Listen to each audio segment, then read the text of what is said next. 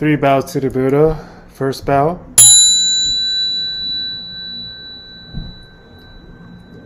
Second bow.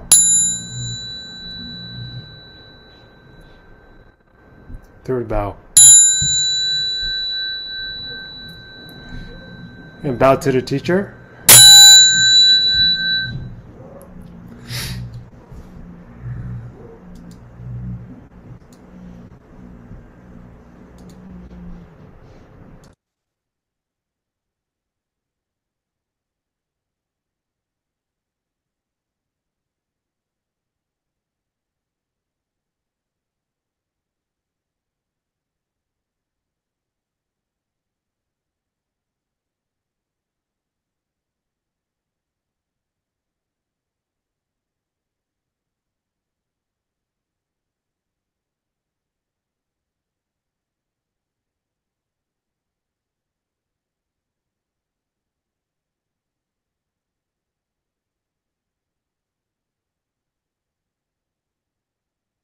Okay, good morning and good evening, everyone. I hope you have digest well the lesson yesterday and the day before yesterday. Okay, before the lesson today, I would like to give you a quick recap. Yesterday we covered more material, and here are some points to take note of. Yesterday, I mentioned there are a group of people who cannot understand the teachings of emptiness and the no self. As a result, not only do they find it hard to accept these doctrines, but such teachings also cause them to develop fear and hopelessness. It is for this group of people that the Buddha uses the skillful teachings of Tathāgatagarbha.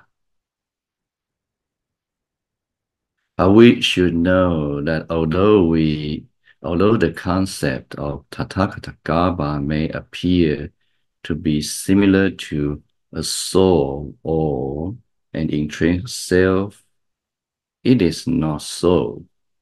In fact, Tathāgatagarbha is just another way to present the nature of emptiness, a bit like math problem that can be solved using different approaches, or a doctor gives uh, sugar-coated tablets to the patients who cannot tolerate bitterness. Okay.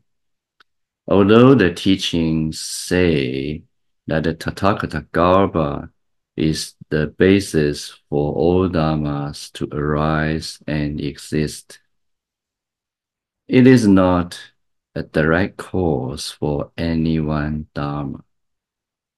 Moreover, the Tathāgatagarbha is innately pure and complete with all the virtues of a Buddha. But remember that it does not mean everything is already there. Rather, it means with our cultivation as a cause and the attainment of Buddhahood as the result. Then the questions of a Buddha then the qualities of a Buddha will naturally manifest. So it does align with the core teachings on emptiness and the law of cause and effect. Yesterday we ended at these slides with the text from the Lankavatara Sutra. Let's pick up from here to begin today's discussion. Lankavatara Sutra also says, Tathāgatagarbha is the basis of purity and impurity, which can universally give rise to all beings of all realms, just like a performer who can play many roles. It is undefiled in nature and ultimately pure. Note here the word performer comes from the Sanskrit text that is available, sometimes based on the Chinese word Jie. It is translated as the magician, but based on the Sanskrit term Nata, it means actor or actress that can take on many different roles, but it is still the same actor or actress behind each character that is portrayed. In this analogy, the performer can portray all sorts of characters, is linked to the main body that experiences cyclic existence. In each existence, one's appearance or character is different, but it is still the same being. As for the text, it is undefiled in nature and ultimately pure. This part is explaining the innate existence of Tathāgatagarbha that each being possesses. However, since time without beginning, over the countless cycles of life and death, this pure Tathāgatagarbha somehow become buried in defilement. These aspects are consistent with the general teachings in all other Tathāgatagarbha sutras.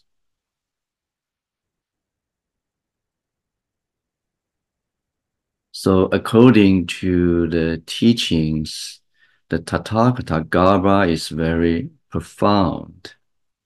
It is what the Buddha thoroughly experiences and perfectly awakens to. The great bodhisattvas who possess strong spiritual foundations and profound wisdom can only partially awaken to the Tathāgatagarbha. So when we say that the Tathāgatagarbha is very profound, what is this profundity? So what is this profundity? It is referring to the nature of all Dharma, that is, emptiness. So what exactly is Tathāgatagarbha? It is the perfect realization of emptiness, or in other words, the perfection of a Buddhahood. It can be said that in the causal stage, that is, on the path to Buddhahood, sentient beings innately possess such qualities. The Lankavatara Sutra continues to say, the Tathāgatagarbha is pure in nature, endowed with the 32 hallmarks of a Buddha, hidden in the body of each sentient being, just like a valuable jewel that is wrapped in a dirty cloth. Likewise, the Tathāgatagarbha, which is permanent and unchanging, is enveloped in the garment of the aggregates, elements, and faculties, and is soiled with the dirt of greed, hatred, ignorance, and delusion. Therefore, the Tathāgatagarbha can be described as embodying all the qualities and virtues of a Buddha. But the main thing is that it is covered by defiled dharmas. Consequently, when one becomes free from all these defilements, the Tathāgatagarbha can then be called the Dhammagaya. Dhammagaya here refers to the truth that is realized by the Buddhas. It is one of the three bodies of a Buddha and is intangible, unlike the physical body of a Buddha. What this paragraph tells us is that while in the state of an ordinary being, this pure nature is called Tathāgatagarbha. And at different stages of awakening, this nature is given different names. So let me remind you the definition of Tathāgatagarbha, the definition of Tathāgatagarbha, okay? So Tathāgatagarbha means the Buddha, okay? The Garbha means fetus. So Tathāgatagarbha means the Buddha like fetus, okay? So it's not complete is in a incomplete status, okay? So when we become a Buddha, we become complete, we become adult, something like that. So now our Buddha nature is like the fetus in mother's womb, okay?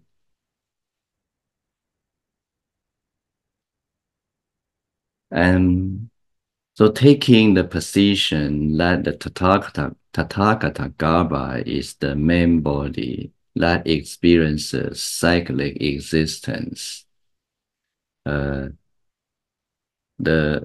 sutra called the Buddha's Discourse on Non-Increase and Non-Decrease says, this Dhammagaya has long been covered by countless defilements, as much as the sands of the Ganges River. And ever since time without beginning, it has flowed with the waves of the world, moving from one life and death to another. This status is called sentient being. The realm of sentient beings is the Dhammakaya, and the Dhammakaya is the realm of sentient beings.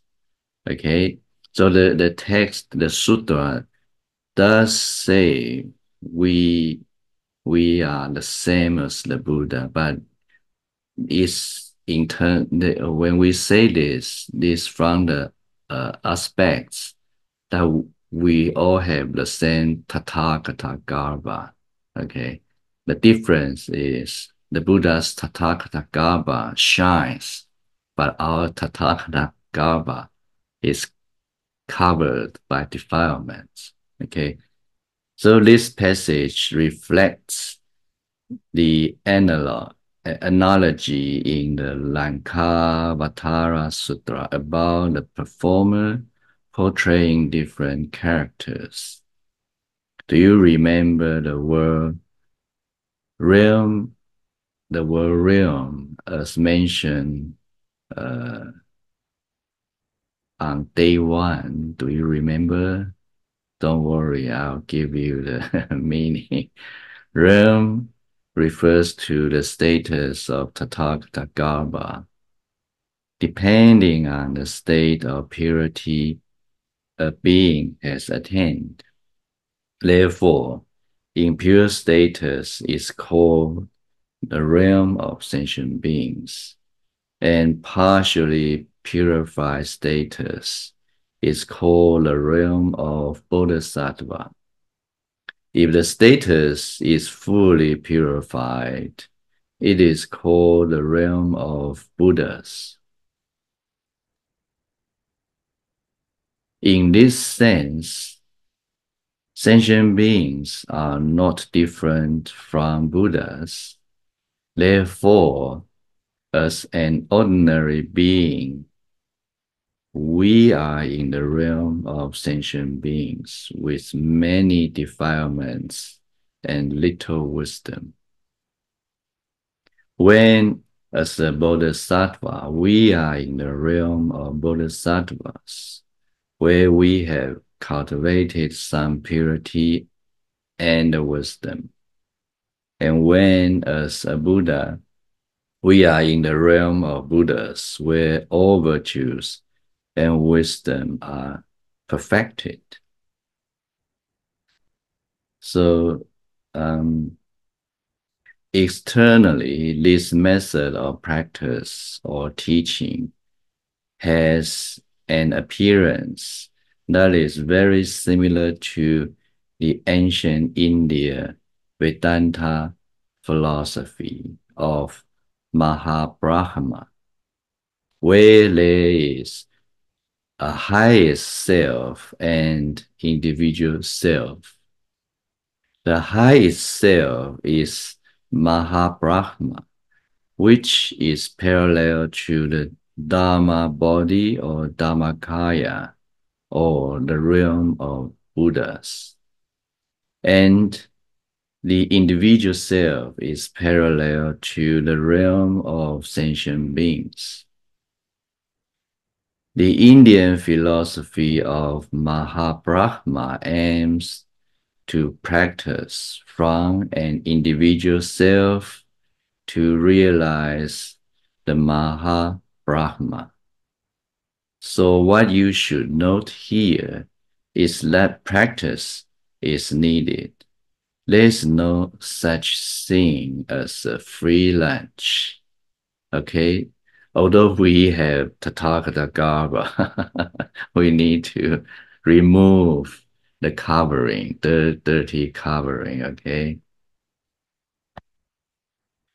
By using the Tathāgatagarbha to explain cyclic existence versus nirvana, or sentient beings versus Buddhas. This is how the Tathāgatagarbha is the basis of both purity and impurity. That means it is the foundation for impure aspects like cyclic existence and defilement, as well as the cause for pure aspects like Buddhahood with all its perfections of wisdom and virtues. Remember that pure is in the sense of the transcendental state of the Buddhas, where there are no defilements at all. That means general good deeds in our worldly state are still categorized as impure because the state of our mind contains defilement. Okay, so this is the issue of definition. So just remember the definition of pure and impure, or wholesome, unwholesome. Okay. When you read different Buddhist teachings, and there is mention of causes or bases, it is important to remember that there are many kinds of causes. For example, in the consciousness-only teachings, there are 10 types of causes, while the Sarvastivada says there are 6 types of causes. If this sounds a bit confusing, don't worry too much. In general, a dharma can be a cause for something else to arise, okay? But in terms of the type of cause, this depends on the role it plays. There will be discussion about this further in the Dharma talk, okay? So be patient. So exactly what kind of cause is the Tathāgatagarbha? Some practitioners are influenced by the 玄学 philosophy. 玄学 can be literally translated as study of the mysterious. It is a philosophy that became popular from the 3rd to the 6th century CE in China. Okay. Its scriptural basis adopts some Taoists and Confucian teachings. The 玄学 ideology teaches that all phenomena have a common source, and that from an eternal entity there arise wondrous existence. When such ideas are applied to Buddhism, some practitioners think that purity and impurity are both innately present in the Tathāgatagarbha, and that all dharmas rely on the Tathāgatagarbha as the original body and are born directly from the Tathāgatagarbha. Remember, I mentioned earlier that the Tathāgatagarbha does not directly give rise to all dharmas, like a mother gives birth to a child. So applying the 玄学 idea to the Tathāgatagarbha yields such a misunderstanding. Based on the Buddhist Sutra, the Tathāgatagarbha is the basis for, but not the direct cause for phenomena to arise. In short, the key point to remember is that the Indian Buddhist teaching on Tathāgatagarbha as the basis for all phenomena has its own special purpose and function, even though it may appear similar to other non-Buddhist teachings. This is like what the sutra on the lion's roll of Queen Srimala says. The sutra says the Tathāgatagarbha is free from the characteristics of conditional existence. The Tathāgatagarbha is permanent and unchanging.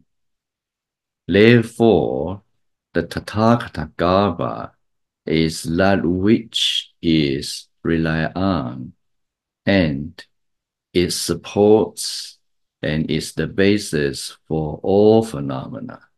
Okay. The sutta continue to say,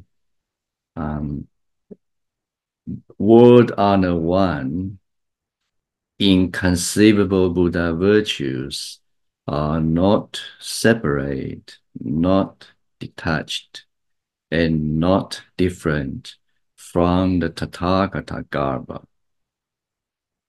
Word honored one, the conditioned dharmas are separate, detached, and different from the Tathāgatagarbha. The Tathāgatagarbha is what they rely on, what they are supported by, and is the basis of them. Here, inconceivable Buddha virtues refer to all the qualities of a Buddha, such as perfect wisdom, great compassion.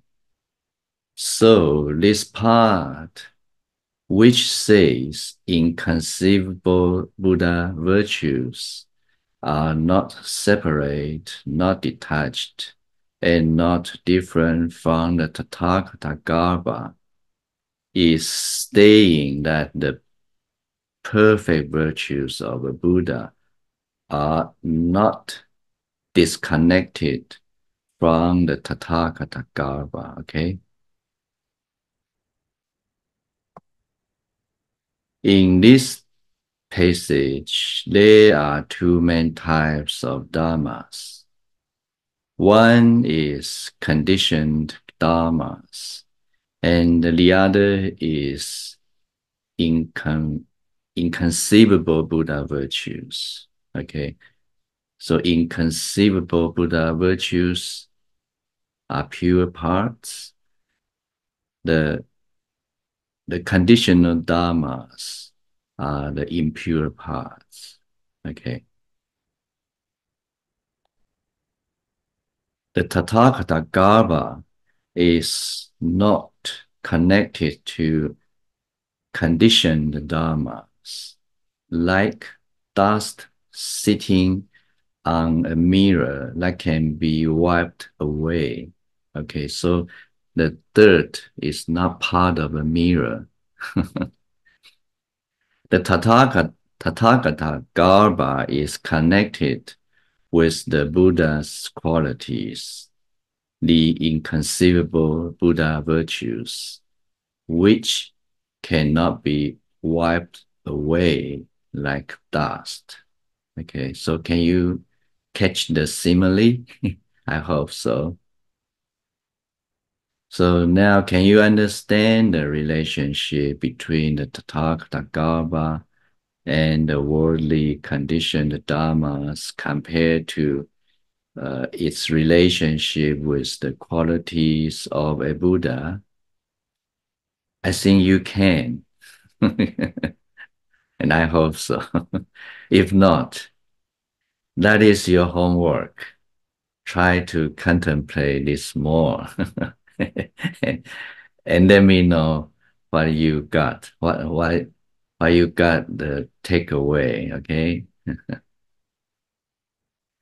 Um, though the Tathāgatagarbha is not connected with conditioned dharmas, it is the basis that allows conditioned dharma or worldly phenomena to manifest.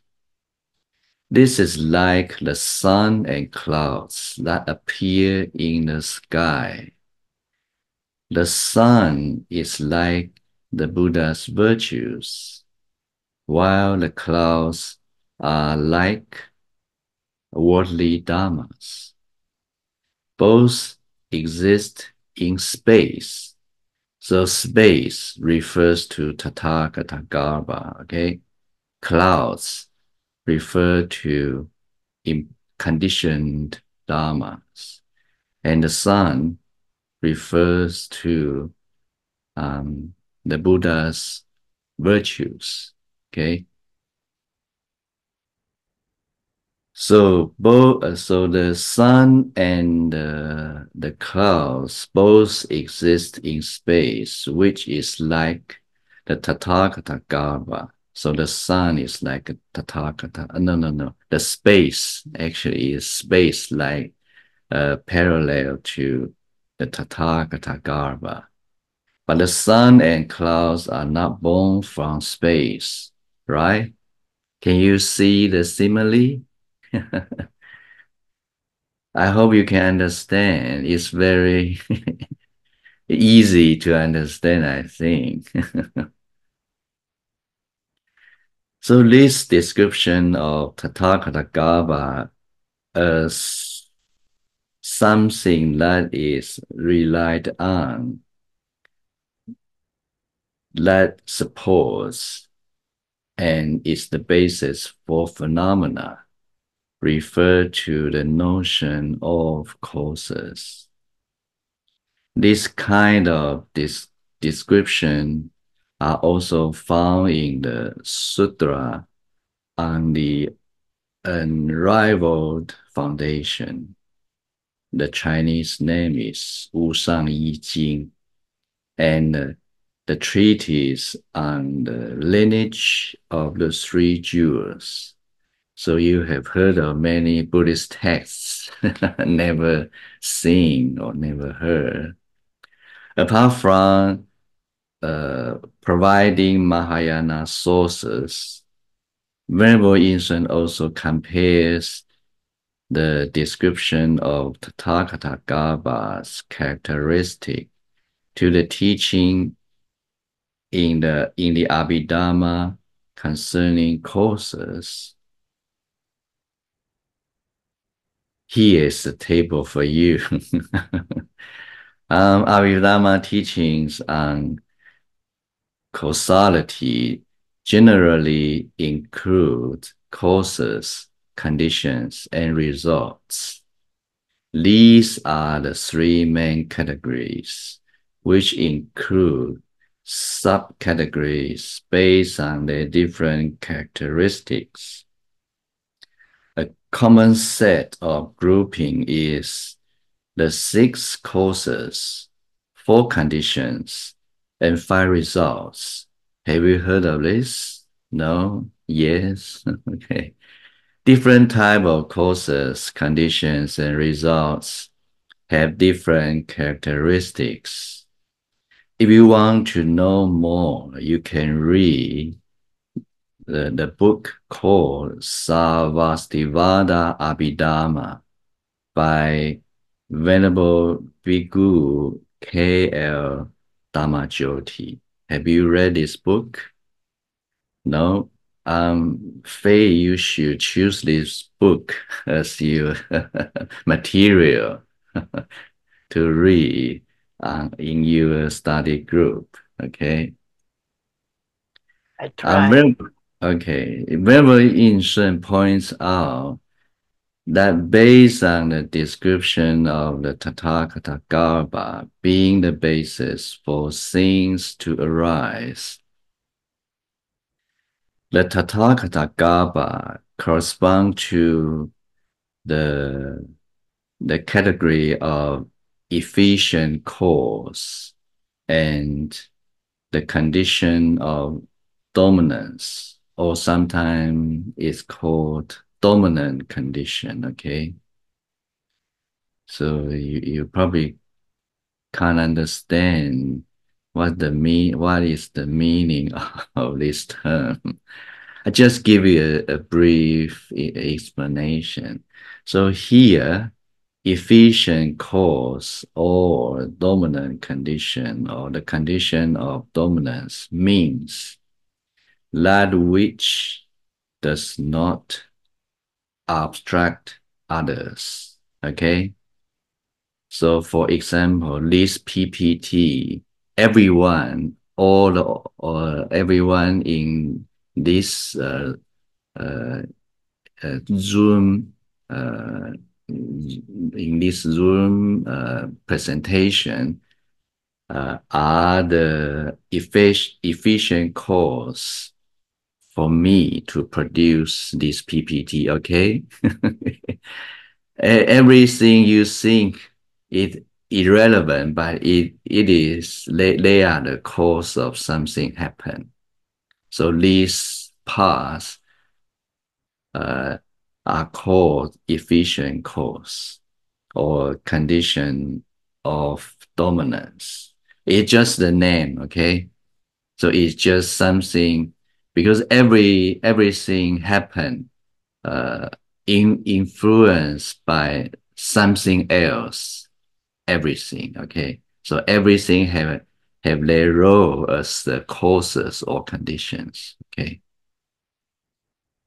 So you probably need to read the Abhidharma book. So now back to the description of the Tathāgatagarbha as the main thing that supports all other dharmas. The Lankavatara Sutra says, Tathāgatagarbha can universally give rise to all beings of all realms. The meaning of give rise to here is the same as for the four elements and how they create form. Have you heard of four elements? The four elements are earth, water, fire, and wind. It is certainly not the case that each of the four elements themselves are the are the objects that produce form.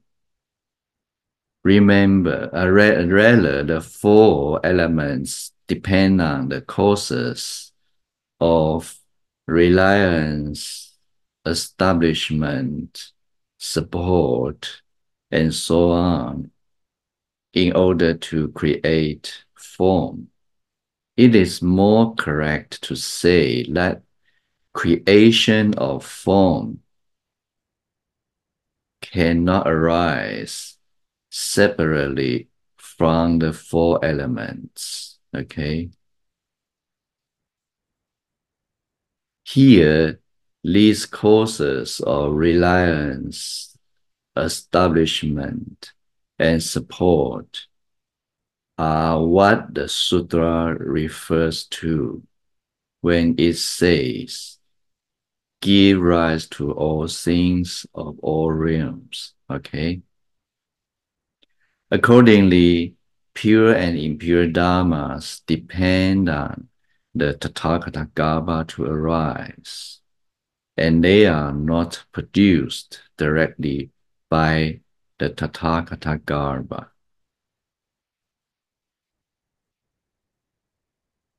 So why is it that the Tathāgatagarbha can be something that is relied on, that supports, and is the basis for?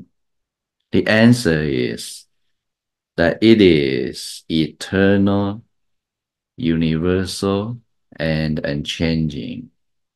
No matter which realm of existence one is born in, or whether one is liberated and has attained nirvana, the Tathāgatagarbha is eternal, universal, and unchanging, and it is what everything relies on. Having this Tathāgatagarbha, that is eternal, universal, and unchanging, provides comfort and assurance to those who are in the status of cyclic existence and yet feel liberation is unattainable when they hear the teachings on emptiness impermanence, and no self. The concept that the Tathāgatagarbha serves as the cause to be relied upon can be explained using the analogy of how the sun and clouds rely on space to exist. The sun and clouds are inseparable from space. However, the sun and clouds are not produced by space. In the same way, Tathāgatagarbha is the basis of cyclic existence and nirvana. So now, how is it that the Tathāgatagarbha is the cause for impure Dharma, like cyclic existence?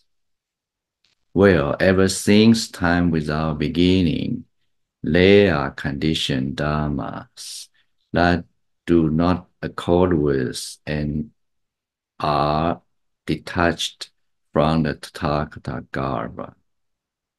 Here, conditioned dharmas mean phenomena that depend on conditions to arise, and the term detached relates to what was presented earlier in the sutra on the lion's roll of Queen Srimala, where it talks about conditioned Dharma and the inconceivable Buddha virtue.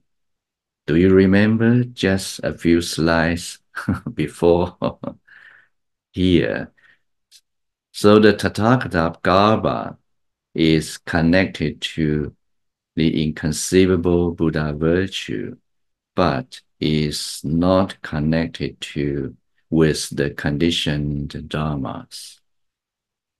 These conditioned dharmas include the 5 aggregates, the 18 elements, the sense of faculties, greed, hatred, ignorance, and other countless defilements, all of which rely on the Tathāgatagarbha to arise. These conditioned dharmas are like the dust that settles on a mirror. With the presence of these conditioned and wholesome dharmas, defilement and the cycle of life and death continue without end.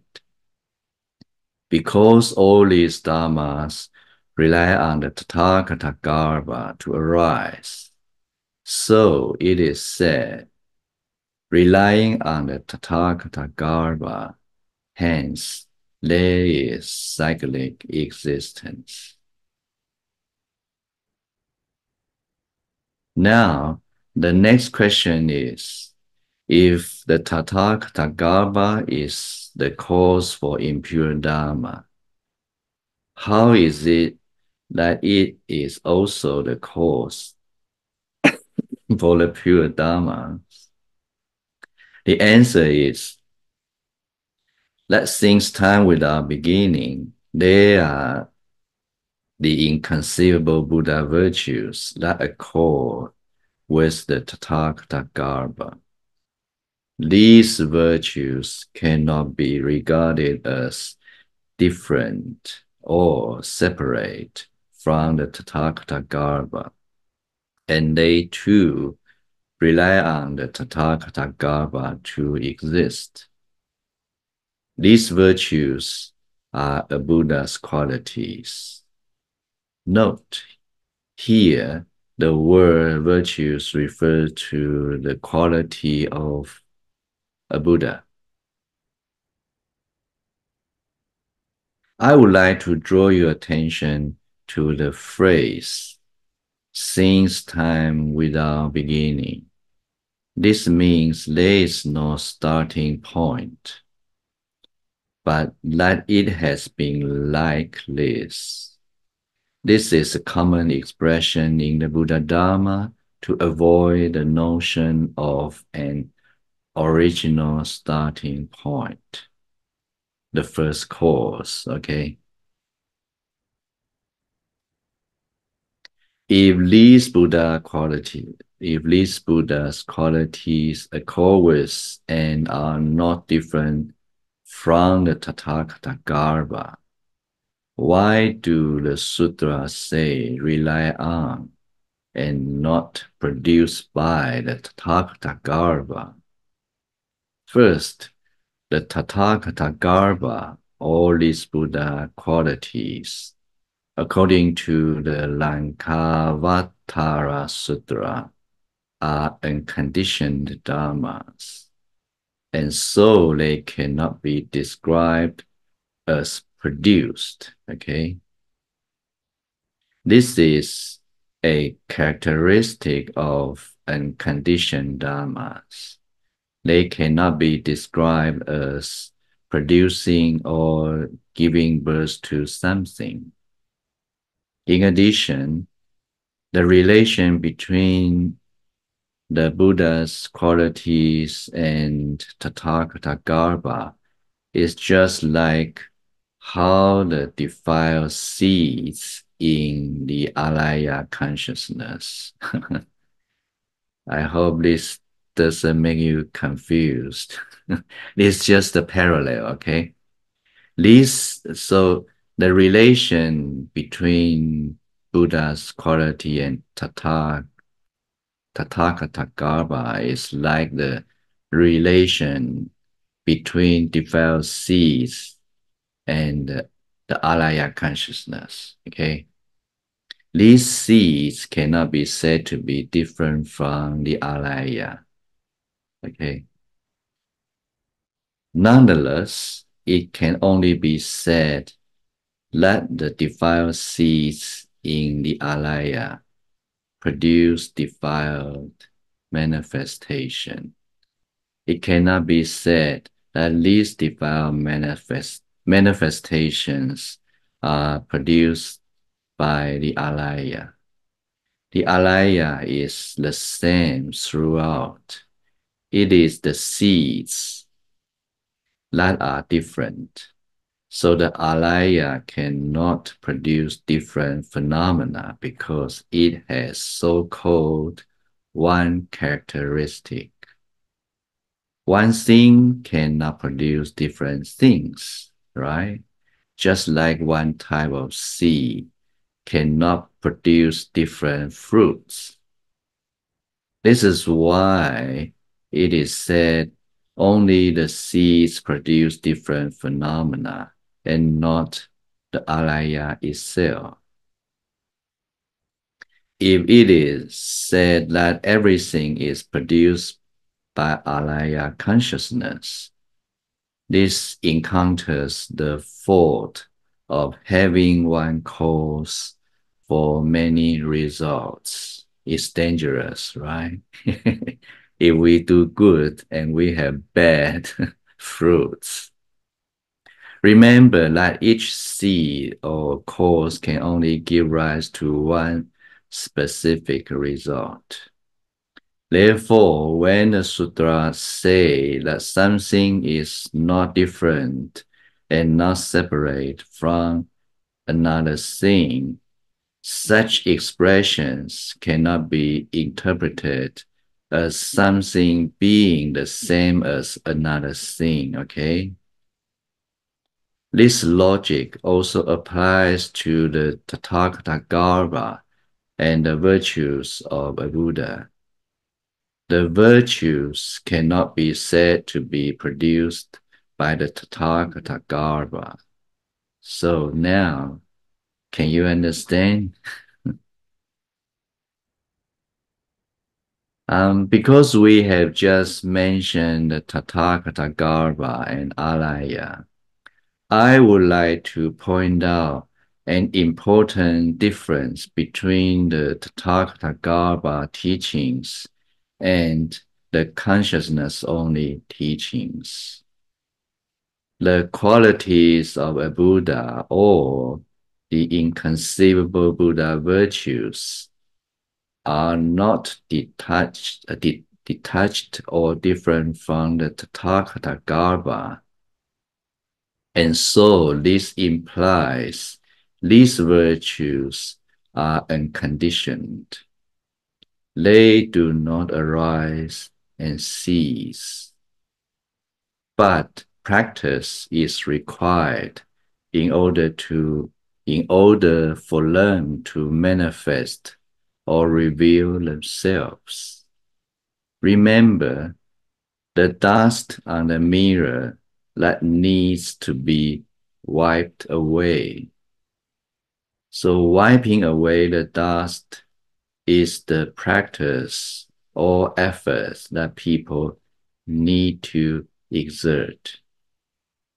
The consciousness-only teachings ascribe pure seeds as the cause for a Buddha's virtues, which then arise with proper supporting conditions.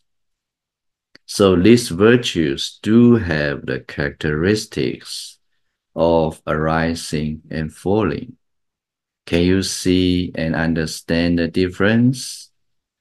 So the Buddha's virtue in Tathāgatagarbha teachings, they don't arise and falling, but the Buddha's virtues in consciousness-only teachings, they do arise and fall, okay?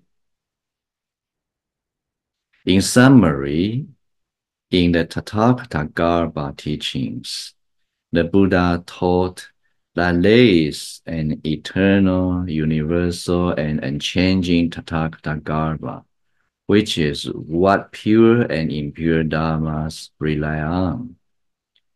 This is one skillful way to explain how all dharmas are established. Next, the Venerable Yin-Shun addressed the question of when this pure Tathāgatagarbha became defiled. Okay, when? Since the time without beginning, right?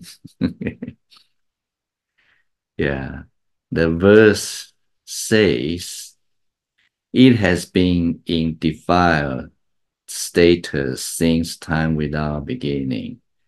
The Tathāgatagarbha in such status is called the alaya. On account of the alaya, cyclic existence and the attainment of nirvana are both possible. Here, this verse introduces the Tathāgatagarbha teachings that combine the concept of the alaya. Such a teaching can be found in the Lankavatara Sutra.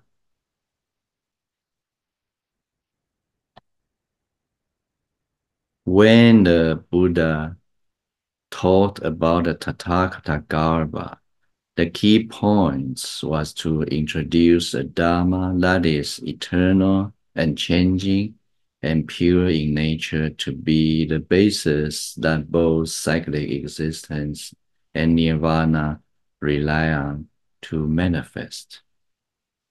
This Tathāgatagarbha is found in the aggregates, elements, and faculties.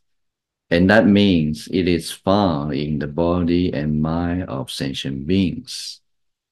Therefore, the doctrine of Tathāgatagarbha does not really align with the consciousness-only school's doctrine on the alaya consciousness. So both teachings use alaya consciousness, but the meaning different, okay? This means that when talking about Tathāgatagarbha, one does not necessarily have to incorporate the alaya. However, over time, the Tathāgatagarbha teachings did include the concept of alaya. Some of early Tathāgatagarbha teachings make no mention of alaya at all, but the later teachings do mention the alaya, such as the Lankavatara Sutra. Okay. It is important to note that the Tathāgatagarbha teachings propose an innately pure Buddha nature that we all possess. But this pure nature, since time without beginning, has become covered or buried in defilement. So the task at hand is to remove these defilements. There is no need to develop purity because we are innately pure, but our appearance is dirty with defilement. This means we just need to have a really good bath to clean ourselves up, okay? In this sense, the teachings need not connect with alaya, but the use of alaya is one way to explaining why this pure Buddha nature is defiled. And this teaching is found in the Lankavatara Sutra, which is an important text of the Tathāgatagarbha school, because it provides one of the most detailed and complete explanation about the Tathāgatagarbha. This is why Venerable Yin-Shun includes this teaching here in his work, The Way to Buddhahood. Some other Tathāgatagarbha teachings do not mention the alaya, but talk about a pure Buddha nature, that is, the basis or cause for attaining Buddhahood. This is explained using the simile of royal bloodline to determine if someone can succeed to the throne. So we all have a royal bloodline of the Buddhas, okay? Therefore, we have the potential to ascend to the throne of Buddhahood. Another simile is the Buddha's Dharma body that pervades everything, every being, and so it also prevails in each sentient being. Venerable Yin-Shun explains that there is no surprise that the Tathāgatagarbha teachings and the concept of the alaya were combined. This is because the realm of sentient beings is centered around the mind or consciousness. The alaya is the fundamental consciousness on which all things depend, while the Tathāgatagarbha teachings say the Tathāgatagarbha is the basis for the existence of all things. So can you see the similarity in these two expressions? Below is a brief explanation of the relationship between the alaya and Tathāgatagarbha and how the two are combined together. Brief. Okay. Generally, relying on Tathāgatagarbha, the alaya consciousness arises. And relying on the alaya, all dharmas relating to the whole system of comprehension arise. The Tathāgatagarbha, whose self-nature is pure, is found in the inner depths of the alaya consciousness. So what this means is that the Tathāgatagarbha is the pure essence or Buddha nature, while the alaya is this same essence, but in a state where it is defiled. Note, here, this alaya is not the same as the Yogacara school's alaya, because Yogacara school's alaya does not possess innate purity, okay? By the time of the sutra on the lion's roll of Queen Srimala, the teachings refers to the Tathāgatagarbha as the pure mind in nature. This is because although the alaya is defiled, it includes the Tathāgatagarbha, which is pure. Such teachings align with the doctrine that the true nature of the mind is pure, and therefore the Tathāgatagarbha teachings develop and become the system of thought on the pure mind. But do note, the reference here is to the pure mind or heart, which should be interpreted as central core or essence, and should not be confused with the ordinary mind that discerns and contemplates. In the Sanskrit text of the Lankavatara Sutra, we can see that the mind corresponds to the Sanskrit term hridaya, which means essence and not consciousness. A point to note is that the Tathāgatagarbha teachings have developed to combine with the concept of alaya and the concept of true mind, okay? So the doctrine develops through different stages. So finally, many elements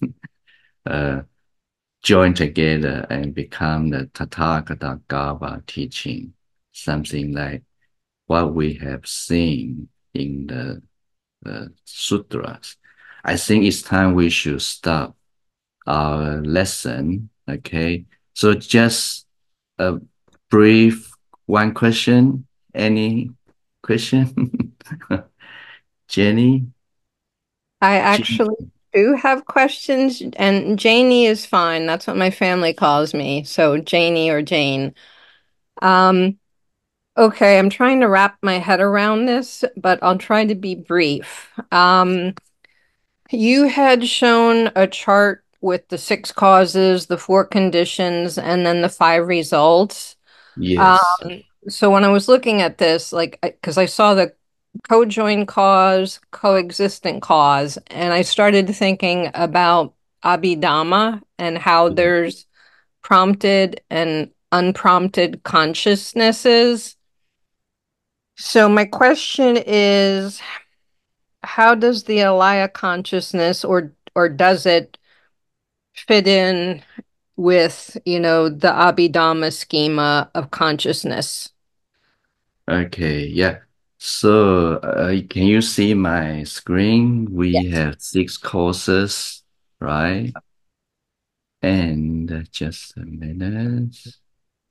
Yes, 6 courses, 4 conditions, and 5 results. Okay. So alaya according to the consciousness only teaching, right? You were asking about the consciousness only teaching, right? And how if it fits in Abhidhamma. Okay. Yeah. So alaya consciousness is made up countless seeds, right? And these seeds is the, how can I say? For the four conditions, it's the condition is Quay causes. Quay is it pronounces Quay, right? Q-U-A, Quay. I'm not sure if that's Latin. It kind of looks like it's Latin. Yeah. It The is qua. this qua. Okay.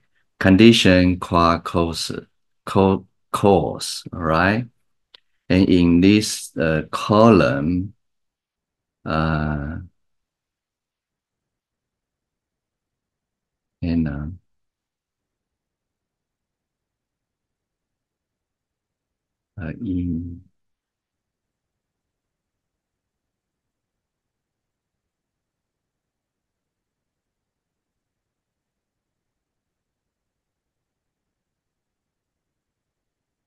sorry, I can't remember. So for this column in the middle is the condition qua cause, okay? And s-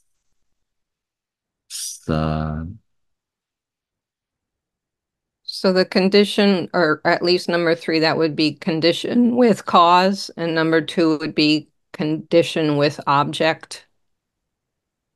sorry, you mean the seeds, the function of seed is the third one. And now let me show you. So the C the C of the alaya, the consciousness is the condition qua cause, okay? And is the so yeah. For the C's is the retribution cause, okay? The C's, because we are the result. Now our appearance, our existence is the manifest of the seeds. So it's the retribution cause. Clear? A little bit, but I don't want to keep you or Yeah. anyone. So I'll have to, think about this and look at the notes. Yes.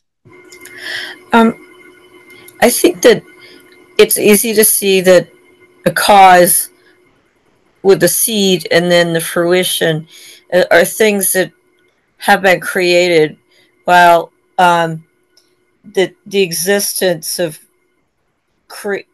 something that has always been, it hasn't been created, it's always been there. But I'm not sure.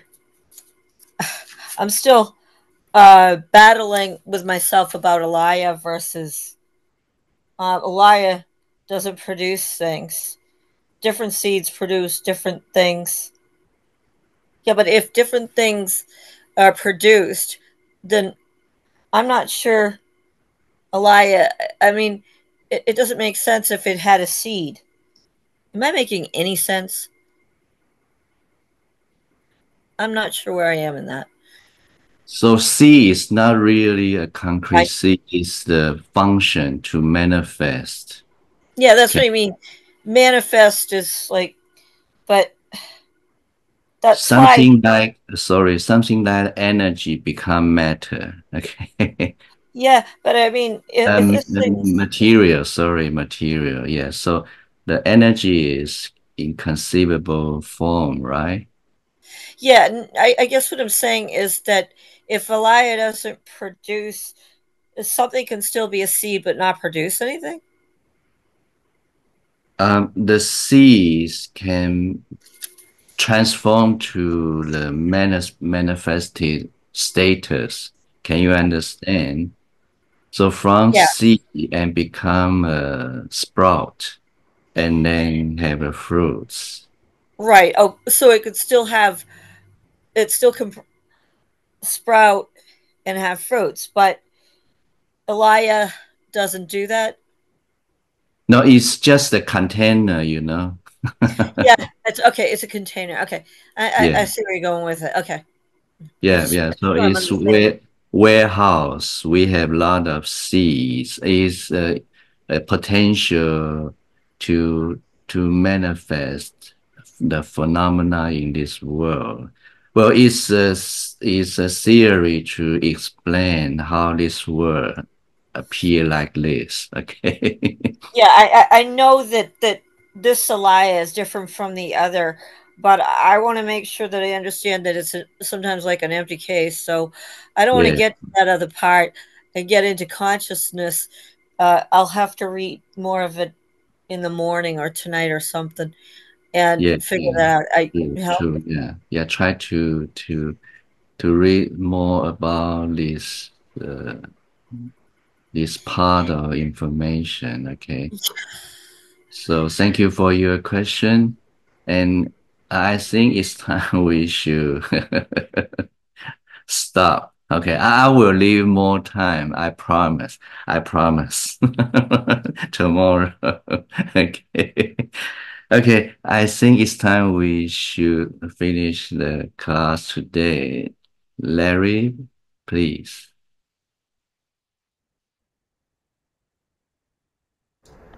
3 bows to the Buddha. First bow.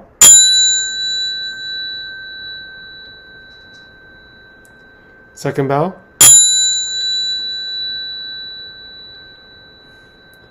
Third bow.